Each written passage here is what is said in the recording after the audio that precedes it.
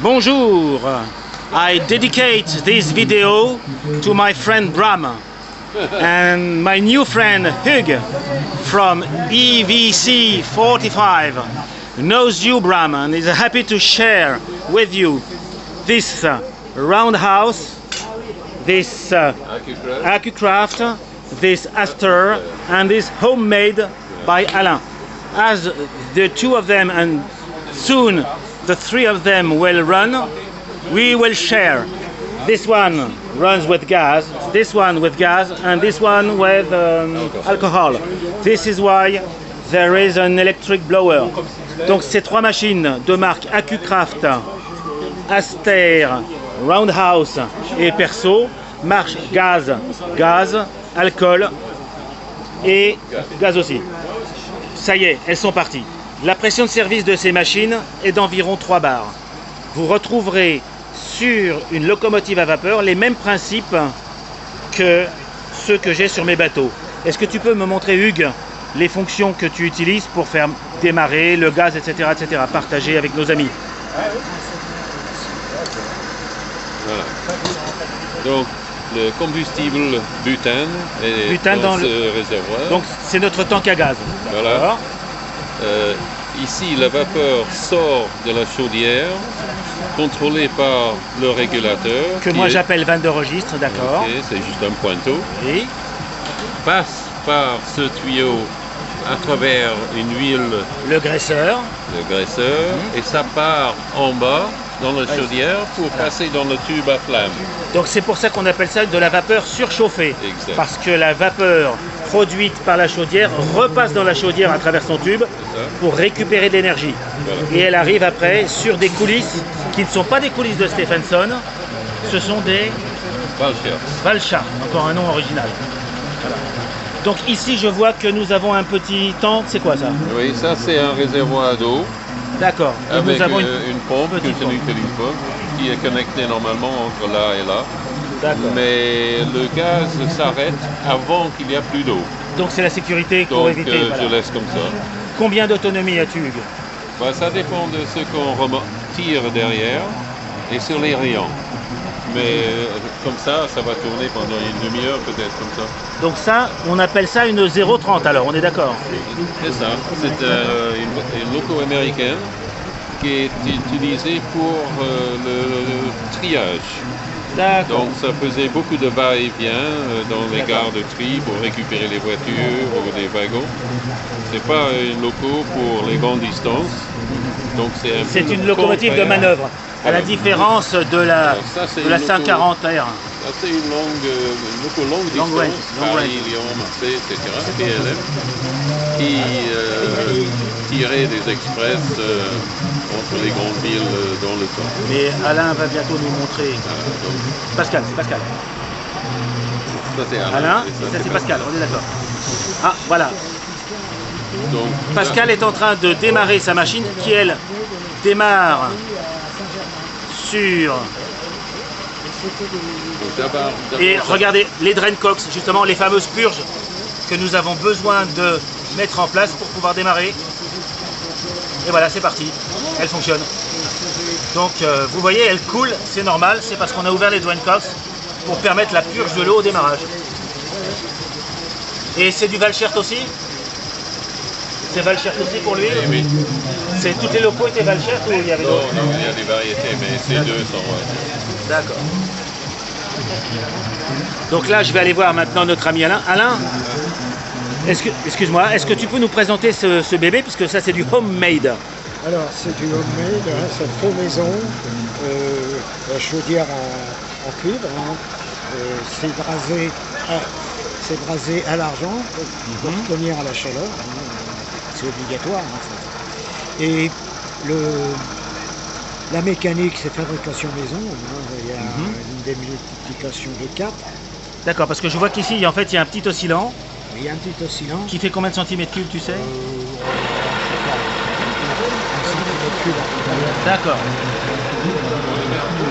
Non, là, il se passe... Oui, si, c'est parce qu'il tourne très vite. Ouais. Et c'est un oscillant du commerce, hein, c'est un oscillant Stoa D'accord. emprunté dans la gamme des moteurs Monaco, mais qui a été fortement modifié.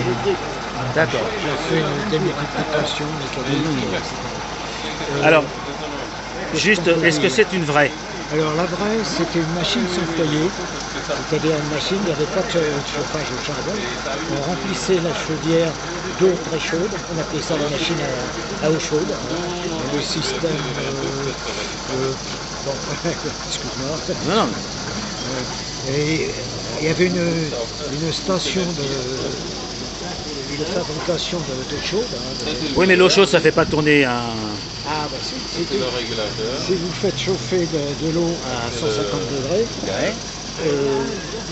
dans un réservoir où il y a encore Un peu d'air. la place en haut, Elle s'évapore. elle s'évapore immédiatement, et ça fait de la vapeur qu'on récupère, qu'on fait passer dans un régulateur, de façon à avoir toujours la même pression, et après on s'en sert comme ça. Mais on avait de l'autonomie avec ça? On avait une quinzaine de kilomètres d'autonomie. Alors je vois que juste à côté il y a des machines, excuse-moi de te doubler, enfin c'est qu'ici je vois une machine monocylindre, je l'entends un petit peu. Ah, oups. C'est peut-être bien chaud. Alors ça, c'est du freelance une Vincent. Vincent, fabriqué par Regner. C'est un fabricant allemand Oui, Regner, très bien. qui fait beaucoup de chaudières pour les bateaux, des choses comme ça. Et on retrouve les niveaux, enfin c'est le classique. On retrouve toute la quincaillerie standard Regner. Et ça représente une machine, on pourrait dire, machine un peu agricole. D'accord. Agricole, on bricolait des machines comme ça, et on s'en servait quelquefois dans les carrières. On mettait ça sur les routes de chemin de fer avec une transmission par chaîne ou par pelle. D'accord. Et il y en a eu pas mal en Angleterre, des machines comme ça. D'accord. Et alors justement la dernière là-bas, c'est quoi? Ça c'est vraiment trop sympa ça. On peut la mettre ici, ça t'embête pas que j'ai un peu de place? Parce que ça pèse à chaque fois. Hein. Une maison de toutes pièces. Alors là, Attention, oh là là, elle a quitté. Ah c'est la vapeur, ça bave. Hein. Alors ça c'est une machine qui à l'origine, c'était des machines qui servaient dans les brasseries Guinness à déplacer les wagons de tonneaux de bière. Oh c'est génial. Oh mais attends, c'est pas fini. Et donc il y avait des cylindres en haut, c'était pas aussi lent, c'était des cylindres. Oui. L'avantage ici, je peux regarder la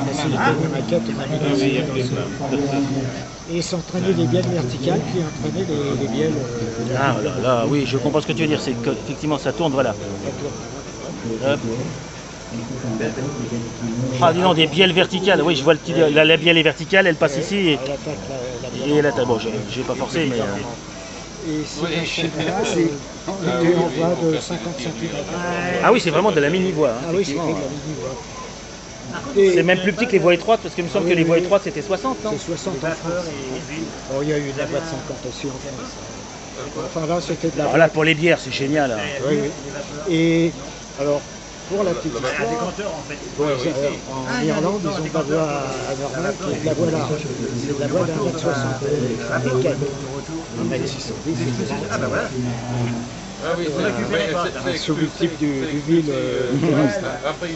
Et pour manœuvrer les wagons en voie normale, cette machine-là, il a posé sur un home trainer, sur un wagon Qui avait des voies qui permettaient qui avait des rouleaux. C'est génial. Hein. Voie normale. Alors il y avait une grue, pour ça c'est dans mes projets de faire la grue. Non mais c'est génial, elle marche là-bas, elle marche, le feu de Dieu, sans à-coup, ça, vraiment ça roule tout seul. Hein.